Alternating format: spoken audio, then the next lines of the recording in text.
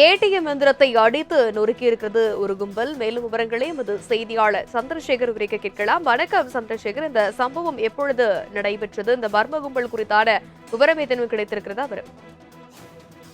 வணக்கம் தனலட்சுமி.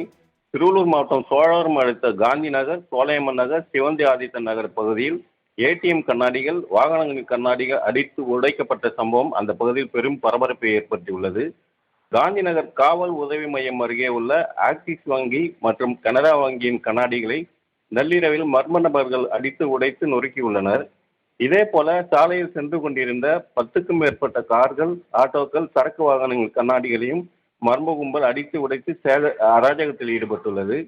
ஏடிஎம் கண்ணாடிகளை உடைத்து கொள்ளை முயற்சியில் ஈடுபட்ட போது அலாரம் ஒலித்து யாரேனும் வந்ததால் அதனை திசை திருப்புவதற்காக வாகனங்களின் கண்ணாடிகளை அடித்து நொறுக்கியுள்ளனரா, அல்லது கஞ்சா மது போதையில் ரவுடி கும்பல் வாகனங்களின் கண்ணாடிகளை அடித்து உடைத்து அராஜகத்தில் ஈடுபட்டனர் என காவல்துறையினர் விசாரணை நடத்தி வருகின்றனர்.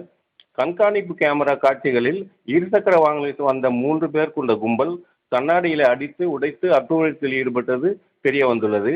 இந்த சம்பவம் குறித்து சோழவரம் காவல்துறையினர் வழக்கு பதிந்து விசாரணை நடத்தி வருகின்றனர். தனலட்சுமி, விவரங்களுக்கு நன்றி சந்திரசேகர்.